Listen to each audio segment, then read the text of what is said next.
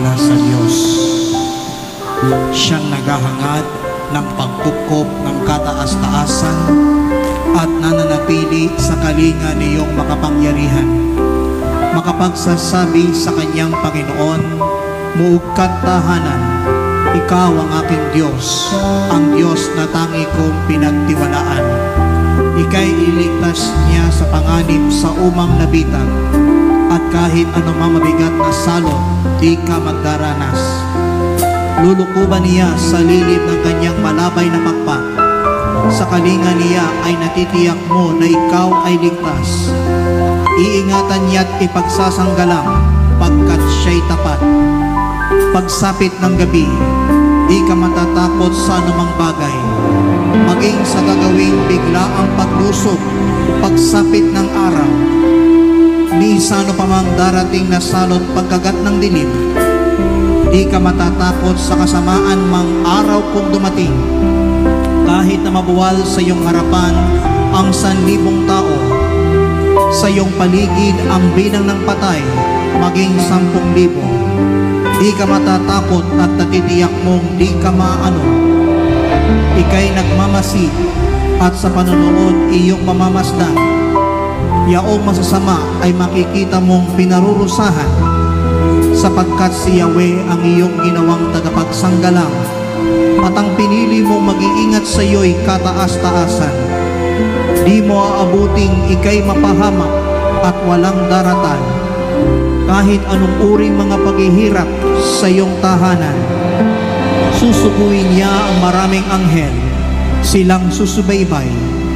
Kahit saan dako ikaw maparoon, tiyak iingatan. Sa kanilang palad ay tatayo ka't silang magtataas, nang hindi masaktan ang mga paa mo sa batong matalas. Kahit ang tapakan mo ay mga leyon, ahas na mabagsik, di ka maano sa mga serpiente at liyong mababangis. Ang sabi ng Diyos, aking ililigtas ang tapat sa akin, at iingatan ko ang sino mang taong ako'y kikilanlin. Pag sila'y tumawag, laging handa ako na sila'y pakinggan. Aking sasamahan, at kung may hilahin ay sasakolohan. Aking ililigtas at ang bawat isa ay pararangalan. Sila'y bibigyang ko't gagantimpalaan ng mahabang buhay, at nakatitiyak na ang tatamuhin nila'y kaligtasan. Maaaring ipinid ko ang langit at hindi pumatak ang ulan. Maaaring magpadala ako ng mga balang upang salantain ang lupaing ito. Maaaring palaganapin ko sa aking bayan ang salot. Ngunit sa sandaling ang bayang ito na aking pinili ay magpakumbaba. Manalangin, hanapin ako at talikdan ang kanilang kasamaan. Diringgin ko sila, patatawarin ko sila, at ibabalik ko sa kanilang lupain ang katiwasayan at kasaganaan. Ito ang mga salita ng Diyos. Salamat sa iyo, Adonai. It's to age you're still the same by the power of thy name. El Shaddai, El Shaddai, Adonai. We will praise and lift you high, El Shaddai. Through your love and through the Ram, you sing the Son of Abraham. Through the power of your hand, you turn the sea into dry land. Through the outcast on her knees, you are the God who really sees. And by your might, you set your children free. El Shaddai, El Shaddai, El Adonai, it's great your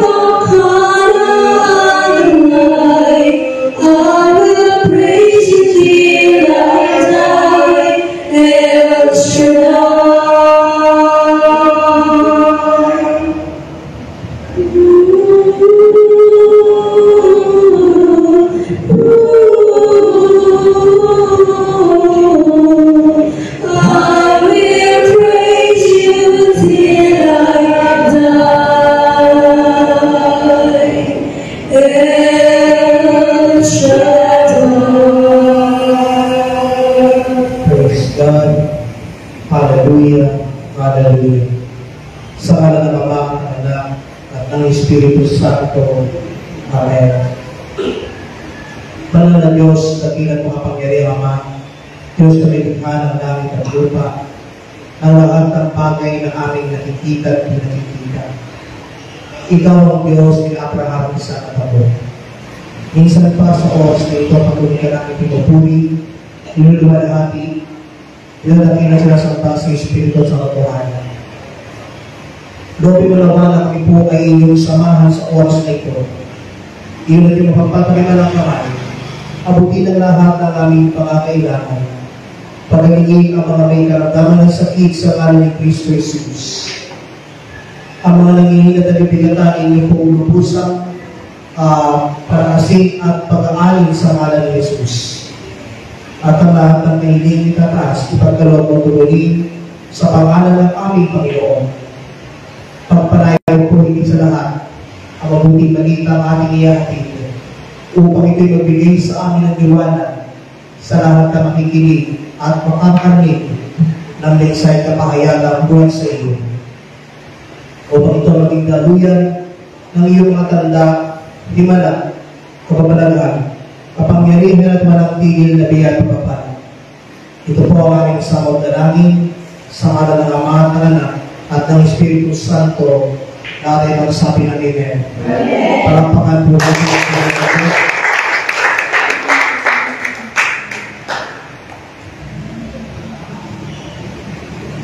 Alam nga na ang pagkabali natin sa nakikita at dapat hindi mo na natin ang masusunod. Anyways, ating pong matutunghayan ang mabuting balita na ating pong pagsasalusaluhan. Hangayin po natin ang mabuting balita para sa darating na linggo. Ito'y mapagtagpuan natin sa Ebanghelyo ayon kay San Lucas. Luke chapter 18, verses 1 to 8. Lucas, kabanatang 18, simula unang talata hanggang 8.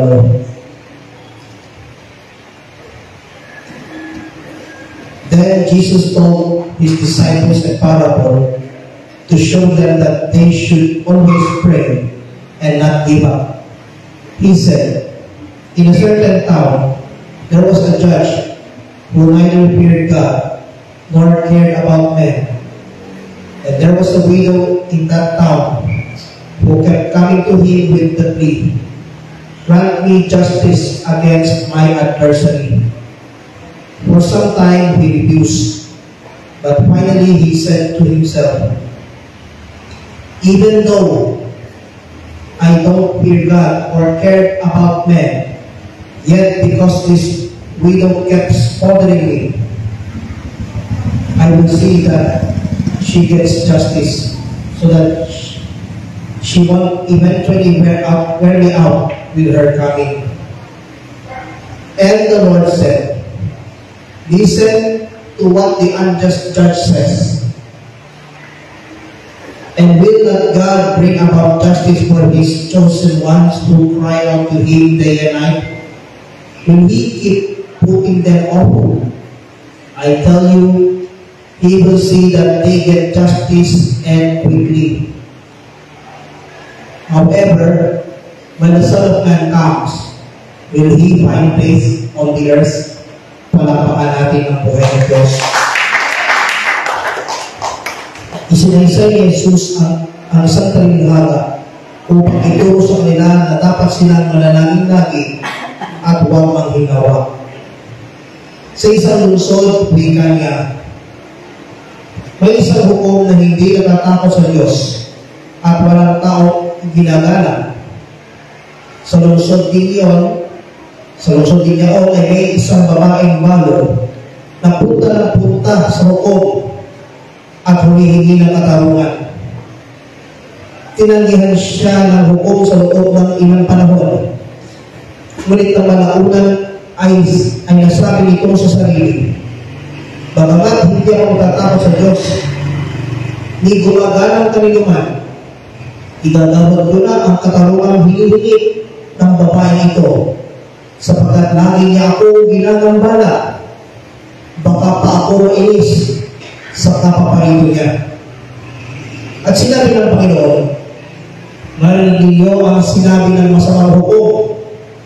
Hindi ipagkakait ng Diyos ang katarungan sa kanyang mga hinirang na dumaraing sa kanya araw-gabi. Bagamat tila nagtatagal yun. Sinasabi ko sa inyo, agad niyang igagawad sa kanila ang katarungan. Ngunit pagdating ng anak ng tao sa daigdig nito, may makikita pa kaya siyang mga taong nananalig sa kanya?" Brothers and sisters, ito po ang mabuting balita para sa ating lahat bukas sa Panginoon. Purihin natin ang mga sa Panginoon. At tayo po'y makakaupo sa napakagandang presensya ng Panginoon.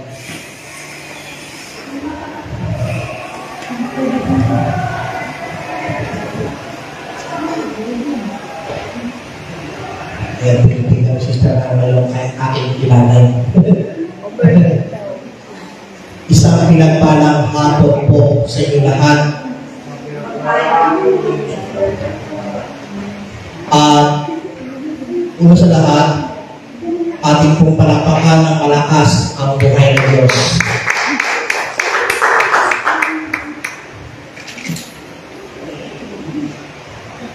Dahil ngayon po nasa ikatlong linggo, ay tayo po'y magkakaroon na tinatawag na second collection para po sa mga nag-aaral sa College of Divine Wisdom na kasalukuyang nag-aaral ng second year college.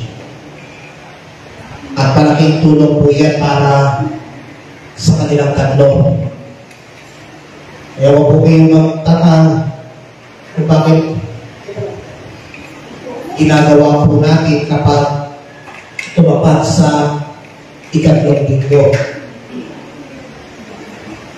Now, sa susunod na dalawang Biyernes, October 24 and October 31, ang tapat pa ang host na Catholic Life in the Spirit Seminar na isasagawa sa Orsodo Headquarters. Yan po sa ganap na alas 10 ng umaga hanggang alas 5:15 ng hapon.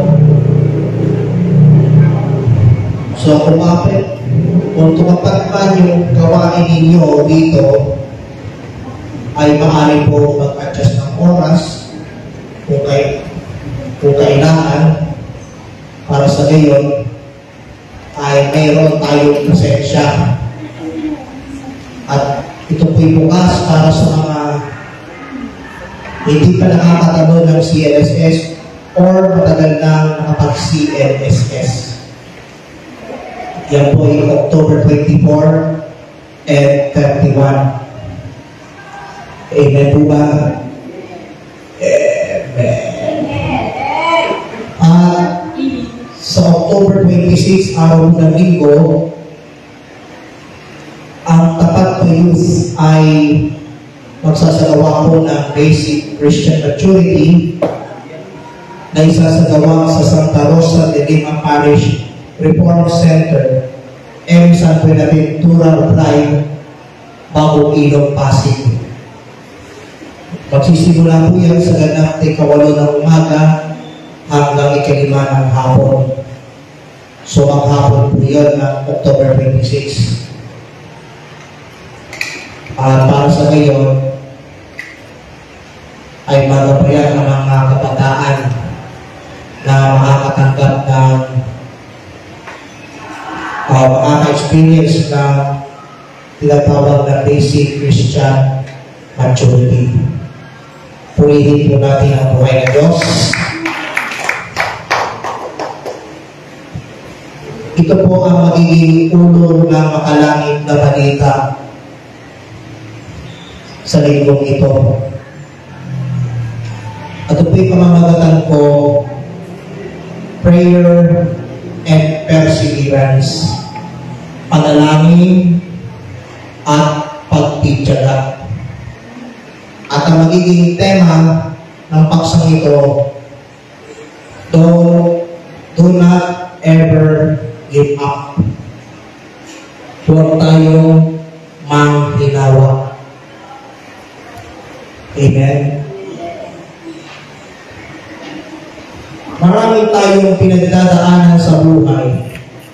Pinaghihintay, katahimikan, at mga pagsubok. Ngunit malinaw ang paalala ni Jesus, huwag tayong susuko o huwag tayong manghinawa. Ang Diyos ay laging nakikinig at kumikilos sa tamang panahon. Amen? Now, ito po ang magiging katanungan ko na nais kong sabihin sa ating isip at puso.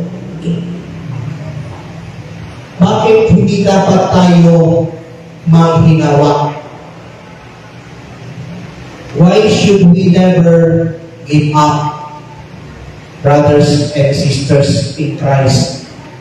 Una sa lahat, higit sa lahat, the first reason why we should never give up is because God honors persistent faith. Sapagkat pinararangalan ng Diyos ang nagtitsagang pananalig. Pinararangalan ng Diyos ang may pananalig na nagtitsaga. Makukuha po natin sa Luke chapter 18, verses 3 to 5. Anong sabi ni Jesus doon sa talinghaga? Sa lungsod din niya ay may isang babaeng balo na punta ng punta sa hukom at humihingi ng katarungan. Tinagyan siya ng hukom sa loob ng ilang panahon. Ngunit, nang malaunan ay nasabi nito sa sarili, bagamat hindi ako natatakot sa Diyos at gumagalang kaniluman, igagawad ko na ang katarungang hinihingi ng babae nito.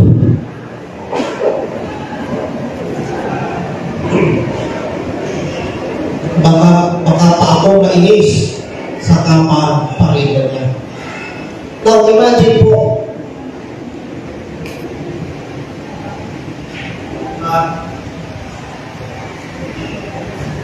doon sa lungsod na yun, mayroong isang babaeng balo na ilang ulit pumunta sa hukom.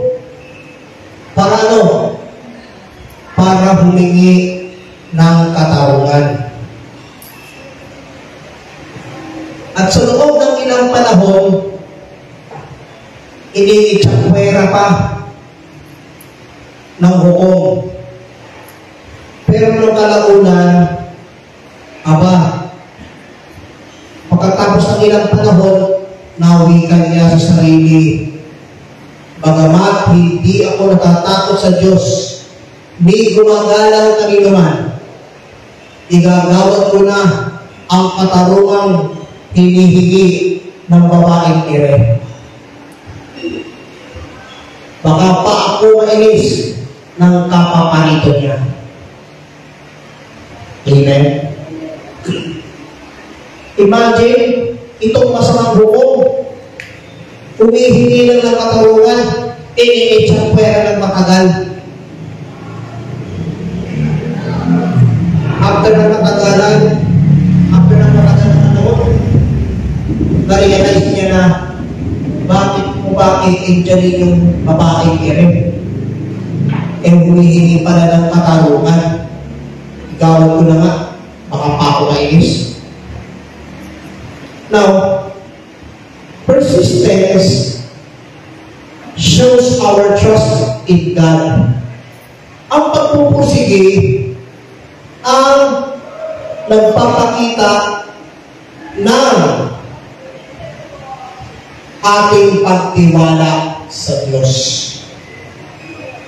God delights in faithful and prayerful hearts. Ikinatutuwa ng Diyos ang pusong matapat at madasal.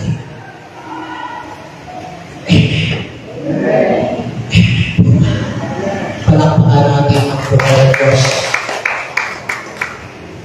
Now, ano pong sabi ni Jesus sa Matthew chapter 7, verse 7? Ask, and it will be given to you. Seek, and you will find. Knock, and the door will be open to you. Humingi kayo, at kayo bibigyan. Humanap kayo, at kayo makasusumpong. Kumatok kayo, at ang pinto'y bubuksan para sa inyo. Purihin ang buhay ng Diyos.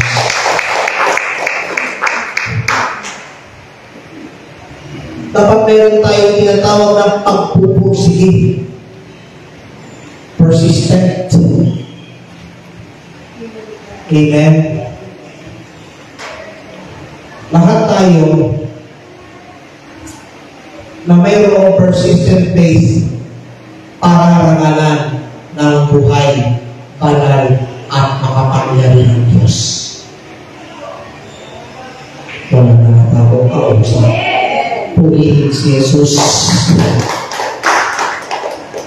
Now, the second reason why should we never give up, it's because God's timing is always perfect.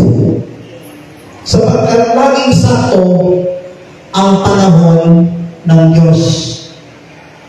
Now, makikita natin sa verse 7 ng Luke chapter 18. Ano po ang sabi ng Panginoon Hesus? Hindi ipagkakait ng Diyos ang katarungan sa kanyang mga hinirang na dumaraing sa kanya araw-gabi, bagamat tila nagtatagal iyon. Nagtatagal iyon, sabi ni Jesus. Hindi daw pinagkakait ng Diyos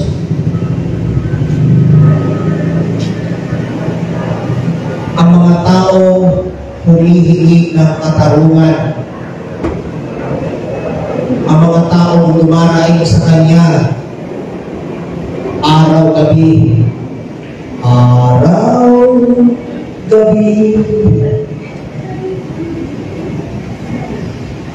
Purihin natin ang buhay ng Diyos. Pinakikita ng Diyos ang daing ng mga taong Kanyang hinirang araw-gabi. Amen? Amen po ba?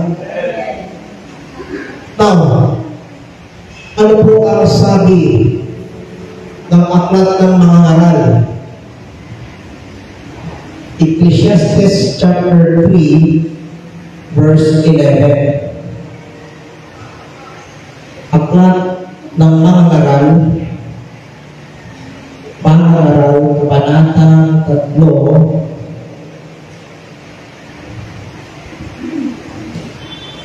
aklat ng mga ngaral, kabanatang 3, talatang 11. Inaangkop niya ang lahat ng bagay sa kapanahunan. Ang tao ay binigyan niya ng pagnanasang alamin ang bukas, ngunit hindi binibigyan ng pagkaunawa sa ginawa ng Diyos mula sa pasimula hanggang sa wakas. Amen?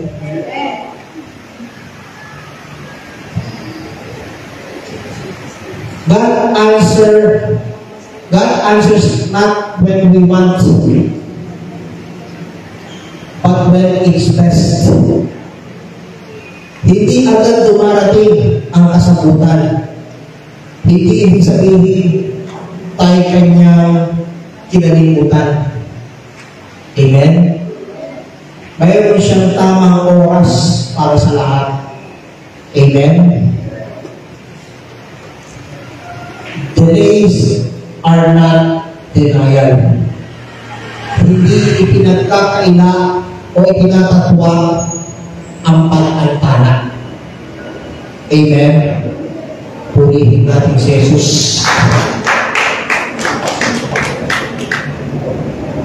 Kaya palapak nyo sa Lord, pang-appreciate na. Kaya pala kahina palapak. Kasi nalaman ko, napawasan naman ang mga nata. Bakit kaya? Bakit kaya? Purihin natin ang buhay ng Diyos. Wow! Ito. Pagsubato sa langit at tamaan ng mensahe kapahayagan ng Diyos, huwag magningiwi at magningignip. The third reason why should we never give up, brothers and sisters in Christ, is this. Because God's rewards unwavering faith.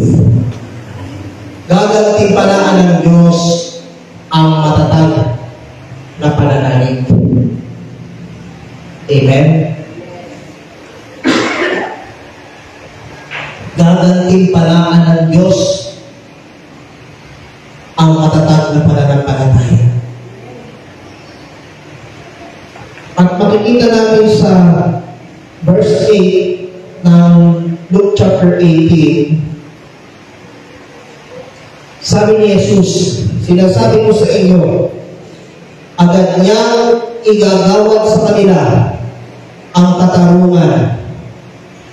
Ngunit, pagdating ng anak ng tao sa daigdig na ito, may makikita kaya siya ng mga tao na nanalig sa Kanya.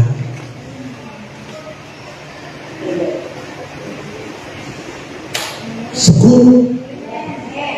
Sagot po. Sagot po ng malakas.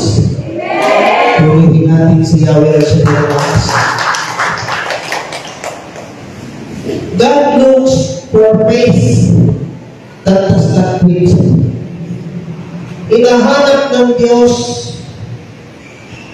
ang pananalig na hindi humihinto o tumitigil. Those who endure will receive God's promise. Ang mga nagtitiis ay tatanggap ng pangako galing kay Yahweh El Shaddai. Amen? Purihin natin ang buhay ng Diyos. Now, ano po ang sabi ng sulat sa mga Hebreo? Hebrews chapter 10 verse 36.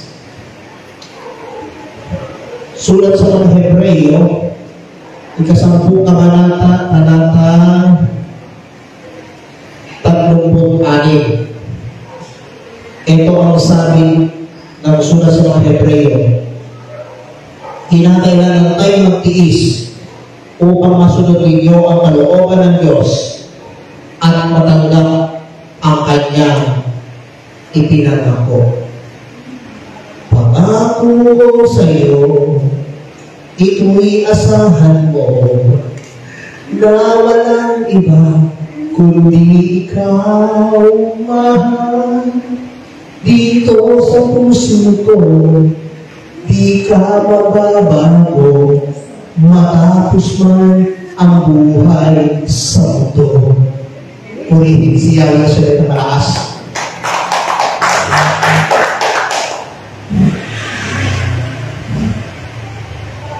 Now imagine, kung patuloy tayong magtiis, tsaka makakamtan natin ang ipinangako ng buhay, banal at makapangyarihang Diyos. And think about it, brothers and sisters. Sa lahat ng oras, sa lahat ng pagkakataon, I mind you, hindi tayo iiwanan ni Yahweh El Shaddai. Purihin si Jesus.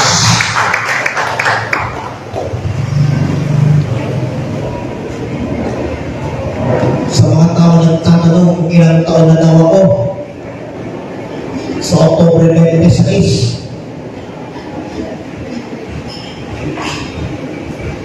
ang edad ko sa October 26, 42 anyos.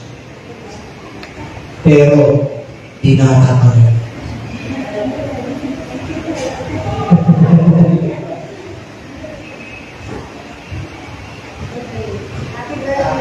Totoo po yun. Imagine,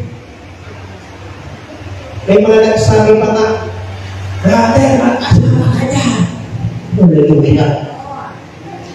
Ewan ko nga ba kung darating yung magiging suitable helpmate ko. Purihin natin si Yahweh sa kanya malakas.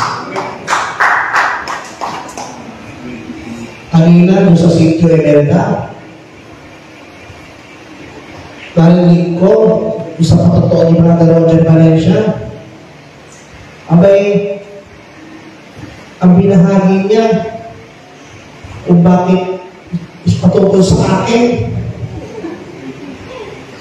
sabi mo pambihira, pati pag-trade, pati yung ginawa niya pag-trade sa akin, nung may sinishare pa. Anyways, yan ang pinagpasalamat ko sa Diyos. Sapagkat kung wala ang nag-train sa akin, malamang hindi na ako nakatayo at naghahayag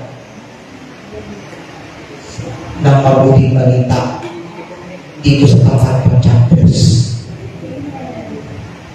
Amen? Alam nyo, ang dami namang sinasabi ni Brother Roger patungkol sa akin eh. Ha? Lalo na sa magiging future eh. Ha? Kung makapag-asawa, praise the Lord. Kung wala naman, wang.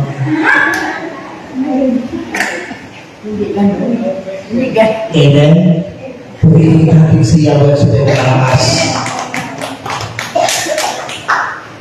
Grabe pala ang Panginoon. Nagpana po po ito.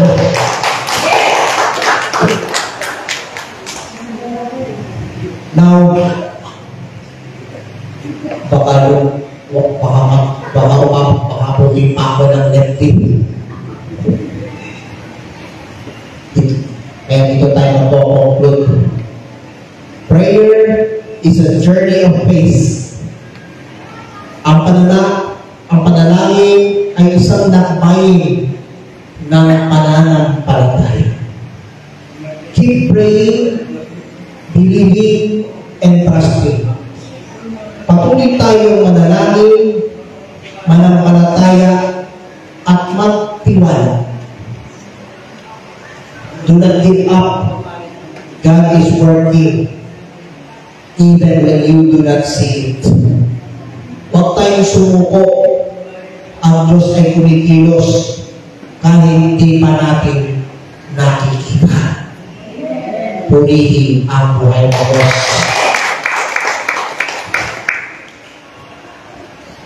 Amen. Mga mamaya, makasabi ko naman, pinag-ilan na naman ako sa iyo, no? Tayo na kayo. Tayo na kayo.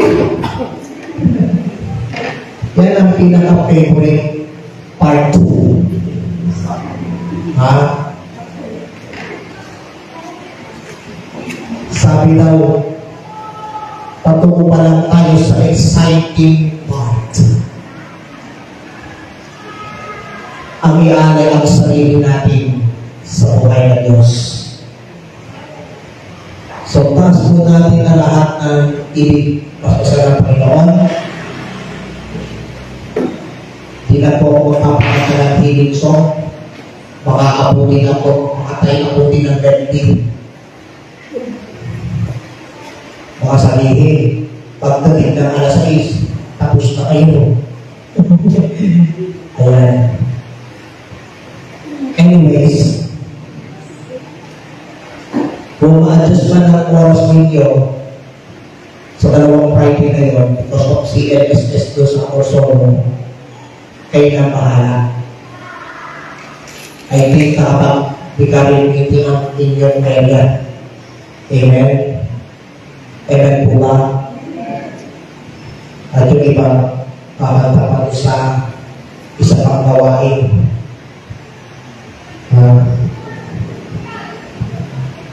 Tayo po'y manalangin ng may kababaan loob sa ating Panginoon, sa ngalan ng Ama at ng Anak at ng Espiritu Santo. Amen. Banal na Diyos, dakilang makapangyarihan naman sa langit, maraming pong salamat sa iyong mensahe at kapahayagan ng pahatid mo sa bawat isa. Nawa magsinti-aral ang mensahe kanilang napapakinggan at may bahagi sa iba ang kanilang narinig. Tapos puso po kami nagtitiwala, Panginoon, sapagkat Ikaw ang aming naitataas at maparalanan upang kami lahat ay patuloy na mapaglingkod sa iyong pananampahalan. Pagpalain mo, Panginoon, ang mga nagtaguyod ng iyong gawain sa dakong ito, magmula sa coordinator hanggang sa pinakamababang lingkod, kasama po ang mga awit at lahat ng mga nagsusuporta sa banal mong gawain, O Diyos. Lahat sila ay patuloy pong pagpalain. Sundan mo po ng iyong mga tanda, himala, kapabalaghan, kapangyarihan at walang tigil na biyaya pagpala. Pagpalain mo po at basbasan ang mga hawak ng aming mga kapatid, ang kanilang mga handbags, wallets, Biblia, tubig, langis, asin, panyo, at iba pang bagay na kanilang ipinataas. Iyo pong gamitin bilang mga sangka upang ang sino makahipo ay sundan ng iyong mga tanda, himala, kapabalaghan, kapangyarihan at walang tigil na biyaya papala. Maging ang kanilang mga prayer requests na nakasulat sa puting papel ang kanilang mga kahilingan. Amin pong inaangkin na lahat po ay answered prayer. Lahat po ay answered prayer. Basbasan ang kanilang mga alay nito. Ibalik sa kanila ang gustong takal, siksik, tingin, at umaapaw. At sa aming pansamantalang pag-iwahiwalay, taglay po namin ang ibang kalakasan at ibayong sigla na galing sa banal mong pangalan. Maraming salamat, Panginoon. Ito po ang aming samot na langin kaysa ng panagbitan panalangin ng aming Inang Birhen si Maria at ng lahat ng mga anghel at mga banal sa langit kaysa din ng panagbitan panalangin ni Saint Faustina.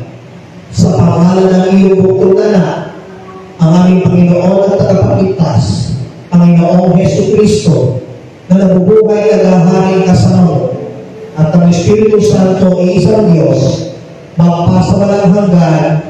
Everybody say Amen. Amen. Sa ngalan ng Ama at ng Anak at ng Espiritu Santo. Amen and Amen. God bless everybody. Give thanks. Give thanks with a grateful heart. Give thanks to the Holy One. Give thanks because His given Jesus Christ, His Son and God. Let the weak say, I am strong. Let the poor say, I am rich.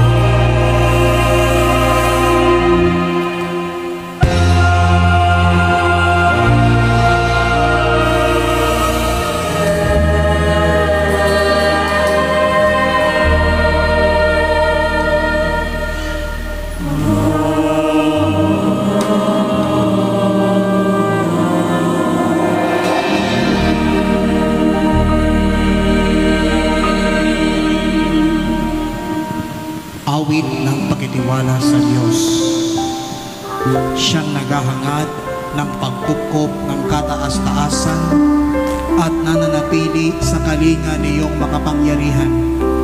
Makapagsasabi sa kanyang Panginoon, muog kantahanan, ikaw ang aking Diyos, ang Diyos na tangi kong pinagtiwalaan. Ika'y iligtas niya sa panganib sa umang nabitag, at kahit anumang mabigat na salot, di ka magdaranas. Lulukuban niya sa lilid ng kanyang malabay na pakpak. Sa kalinga niya ay natitiyak mo na ikaw ay ligtas. Iingatan niya't ipagsasanggalang pagkat siya'y tapat.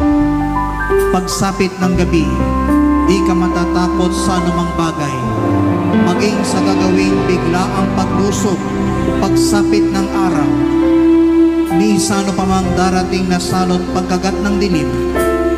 Di ka matatakot sa kasamaan mang araw kung dumating, kahit na mabuwal sa iyong harapan ang 1,000 tao, sa iyong paligid ang bilang ng patay, maging 10,000. Di ka matatakot at natitiyak mong di ka maano. Ika'y nagmamasi at sa panonood iyong mamamasdan. Yaong masasama ay makikita mong pinarurusahan, sapagkat si Yahweh ang iyong ginawang tagapagsanggalang, at ang pinili mong mag-iingat sa iyo'y kataas-taasan. Di mo aabuting ika'y mapahamak at walang daratan, kahit anong uring mga paghihirap sa iyong tahanan. Susuguin niya ang maraming anghel, silang susubaybay. Kahit saan dako ikaw maparoon, tiyak iingatan. Sa kanilang palad ay tatayok at silang magtataas, nang hindi masaktan ang mga paa mo sa batong matalas. Kahit ang tapakan mo ay mga leyon, ahas na mabagsik, di ka maano sa mga serpiente at liyong mababangis. Ang sabi ng Diyos, aking ililigtas ang tapat sa akin, at iingatan ko ang sino mang taong ako'y kikilanlin. Pag sila'y tumawag, laging handa ako na sila'y pakinggan. Aking sasamahan, at kung may hilahin ay sasakolohan. Aking ililigtas at ang bawat isa ay pararangalan. Sila'y bibigyang pot gagantimpalaan ng mahabang buhay, at nakatitiyak na ang tatamuhin nila'y kaligtasan. Maaaring ipinid ko ang langit at hindi pumatak ang ulan. Maaaring magpadala ako ng mga balang upang salantain ang lupaing ito. Maaaring palaganapin ko sa aking bayan ang salot.